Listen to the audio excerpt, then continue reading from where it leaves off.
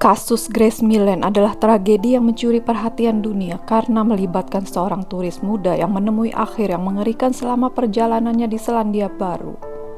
Bagaimana kisah selengkapnya, guys? Sebelum saya masuk ke videonya, jangan lupa untuk mensupport channel saya ini dengan cara di-subscribe. Dan jangan lupa untuk like, share, dan komennya. Langsung saja kita mulai ke kisahnya.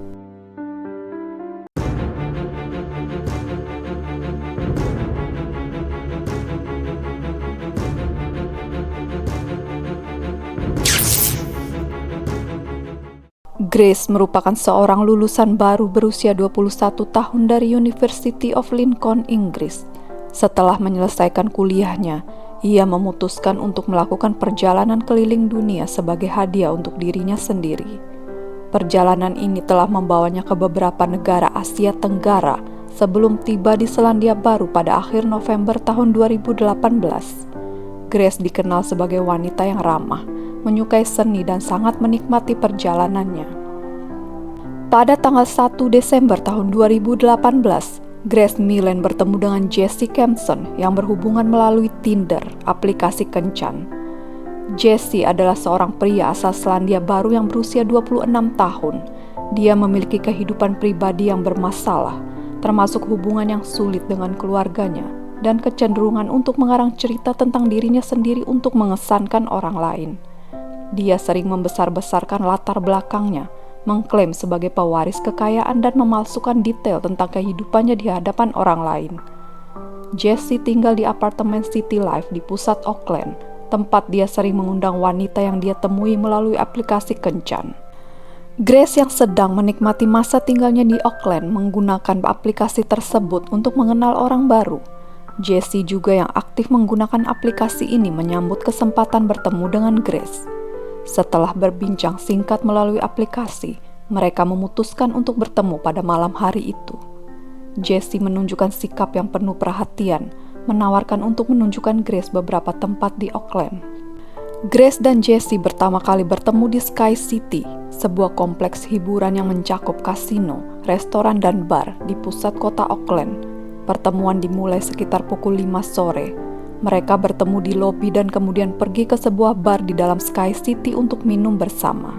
Setelah menghabiskan waktu di Sky City, mereka pindah ke beberapa bar lain di sekitar pusat kota Auckland. Di setiap lokasi mereka terlihat akrab, tertawa dan berbincang-bincang.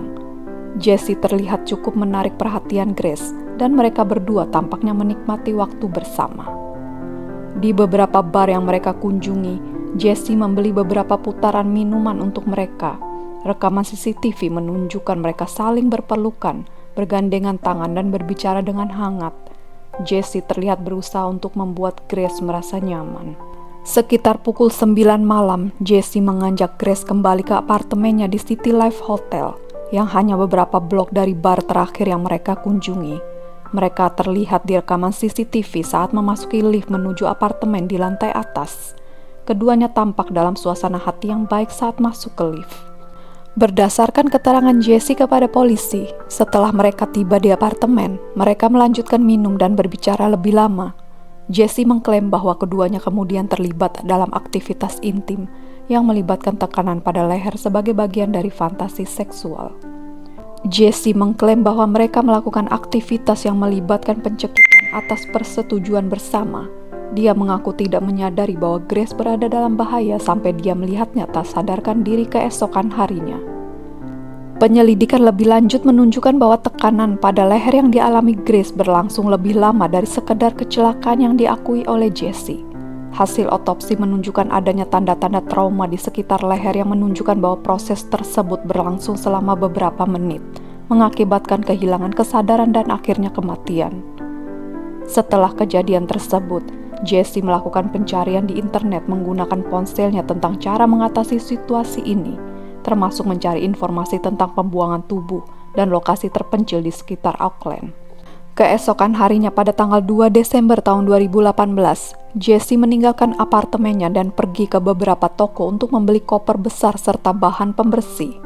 CCTV di beberapa toko menunjukkan Jesse membeli koper yang kemudian digunakan untuk menyembunyikan tubuh Grace. Jesse kemudian kembali ke apartemennya di mana ia mencoba membersihkan tempat kejadian. Dia menggunakan pembersih untuk menghapus jejak darah dan mengatur ulang barang-barang di apartemennya. Pada sore hari yang sama, Jesse bahkan mengatur pertemuan dengan wanita lain yang dia temui melalui Tinder. Selama pertemuan ini dia tampak tenang dan tidak menunjukkan tanda-tanda tertekan. Dia bahkan sempat membicarakan kencan sebelumnya dengan seseorang wanita Inggris yang berjalan dengan baik. Jesse menyewa mobil pada malam tanggal 2 Desember untuk membuang tubuh Grace. Ia memasukkan tubuh Grace yang disembunyikan dalam koper ke dalam bagasi mobil. Jesse mengendarai mobil tersebut menuju Whitaker Ranger, sebuah kawasan hutan yang terpencil di pinggiran barat Auckland.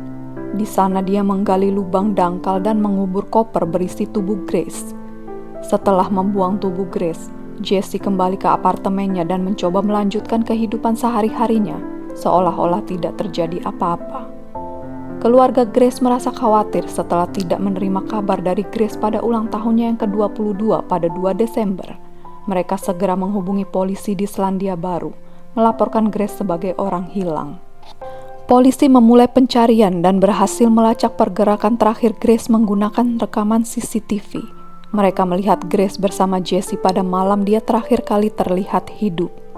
Jesse awalnya memberikan pernyataan yang tidak konsisten kepada polisi. Namun setelah bukti rekaman CCTV dan jejak digital dari ponselnya ditemukan, dia akhirnya mengakui bahwa Grace meninggal di apartemennya. Namun, dia tetap bersikeras bahwa itu adalah kecelakaan.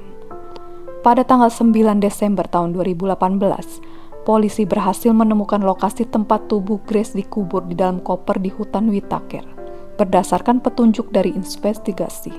Persidangan Jesse Kempson dimulai pada November tahun 2019. Di persidangan, jaksa menggunakan bukti rekaman CCTV, pencarian internet, serta kesaksian forensik untuk membantah klaim bahwa kematian Grace adalah kecelakaan. Beberapa wanita yang pernah berkencan dengan Jesse memberikan kesaksian tentang perilaku kasarnya dan pengalamannya dengan tindakan serupa. Ia memperlihatkan pola perilaku berbahaya dari Jesse. Pada tanggal 22 November 2019, juri memutuskan Jesse bersalah atas pembunuhan. Pada Februari tahun 2020, Jesse dijatuhi hukuman penjara seumur hidup dengan masa minimum 17 tahun sebelum bisa mengajukan permohonan pembebasan bersyarat. Keluarga Grace termasuk ayahnya David Millen menghadiri persidangan dan memberikan pernyataan emosional tentang kehilangan putri mereka. Mereka menggambarkan Grace sebagai sosok yang ceria, penuh kasih dan bersemangat menjalani hidup. Kasus ini menimbulkan diskusi global tentang kekerasan terhadap perempuan, serta bagaimana fenomena tersebut seringkali diremehkan. Banyak yang menganggap kasus ini sebagai pengingat akan risiko yang dihadapi perempuan, terutama dalam konteks aplikasi kencan. Identitas Jesse Kempson awalnya dilindungi oleh Undang-Undang Privasi untuk memastikan persidangan yang adil dan kasus-kasus lain yang melibatkannya. Namun hal ini menuai kritik, terutama dari publik yang merasa bahwa perlindungan tersebut tidak seharusnya diberikan pada pelaku kekerasan seperti Jesse. Kasus Grace Millen dan Jesse Kempson ini menjadi kasus yang sangat menggugah perhatian publik, tidak hanya di Selandia Baru tetapi juga di seluruh dunia termasuk Inggris, tempat asal Grace. Tragedi ini menyoroti resiko yang dihadapi perempuan dalam pertemuan melalui aplikasi kencan, serta isu yang lebih besar terkait kekerasan terhadap perempuan. Setelah penemuan tubuh Grace, masyarakat Auckland dan berbagai komunitas di seluruh Selandia Baru menyatakan bela sungkawa kepada keluarga Millen.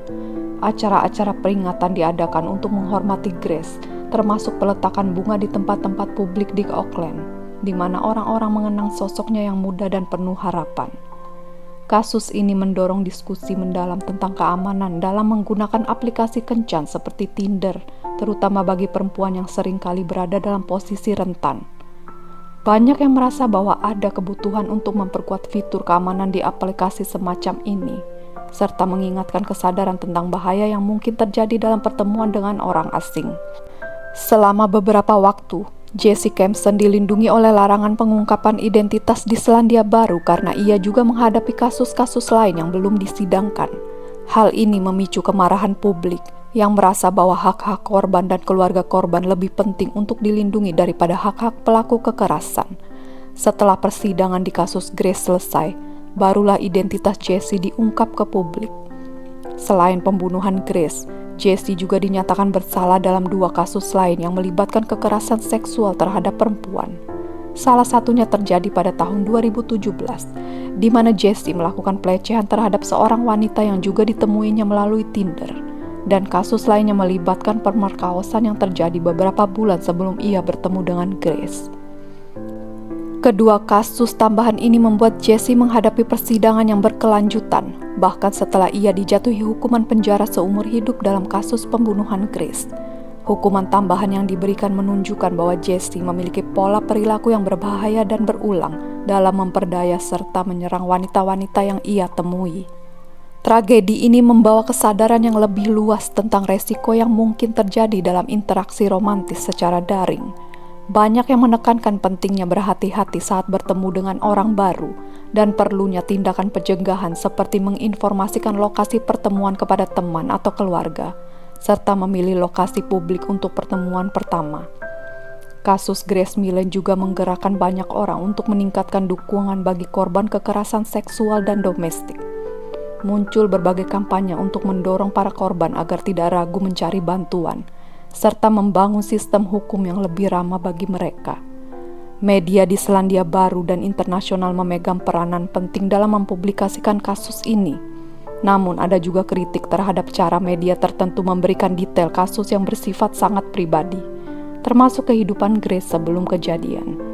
Hal ini memunculkan diskusi tentang bagaimana media harus menyeimbangkan antara pelaporan yang akurat dan menghormati privasi keluarga korban.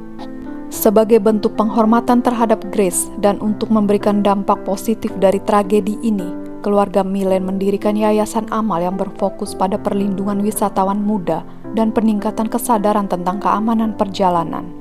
Yayasan ini juga bekerja untuk meningkatkan kesadaran akan bahaya kekerasan terhadap perempuan, serta mendukung para backpacker muda yang berpergian sendirian. Masyarakat Auckland mengabadikan kenangan tentang Grace melalui berbagai acara peringatan, termasuk menanam pohon peringatan di taman-taman publik. Komunitas setempat juga sering mengadakan kegiatan mengenang Grace setiap tahunnya pada tanggal 2 Desember, untuk mengenang hari ulang tahun dan kehidupan singkatnya yang diakhiri secara tragis.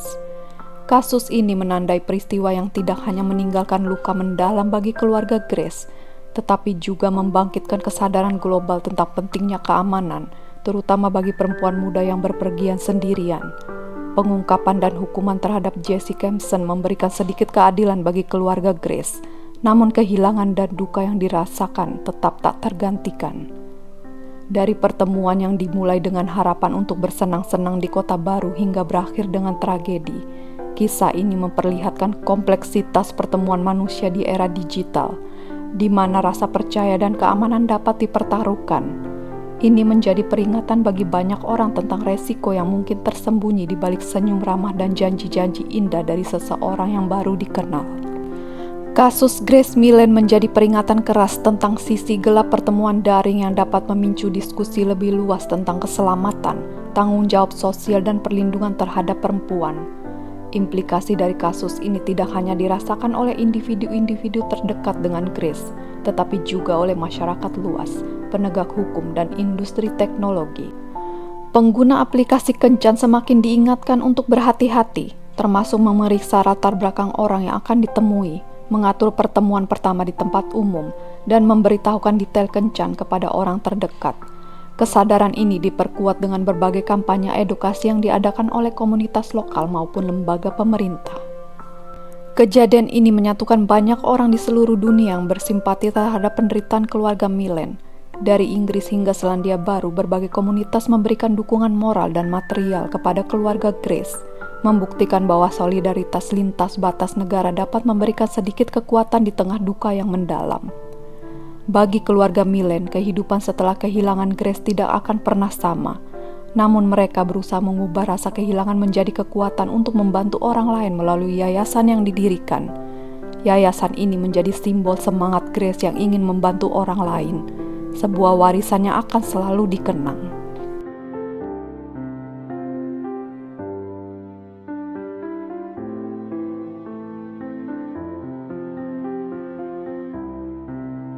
Kasus pembunuhan Grace Millen oleh Jesse Kempson menggambarkan bagaimana sebuah pertemuan yang tampak biasa melalui aplikasi kencan dapat berubah menjadi tragedi yang sangat memilukan.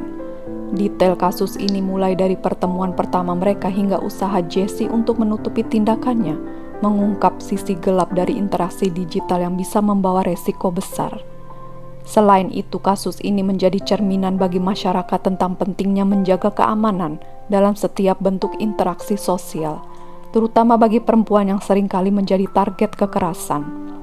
Sementara keadilan telah ditegakkan dengan dijatuhkannya hukuman bagi Jesse Kempson, dampak psikologis dan emosional bagi keluarga serta peringatan keras bagi dunia akan bahaya yang mengintai tetap terasa.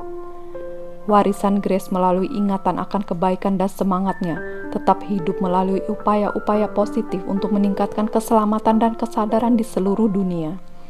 Kisah ini menjadi pelajaran yang tidak boleh dilupakan agar tragedi serupa dapat dicegah di masa depan dan agar dunia menjadi tempat yang lebih aman bagi mereka yang hanya ingin menemukan kebahagiaan dalam perjalanan hidup mereka. Nah, itu tadi adalah kasus dari Grace Millen.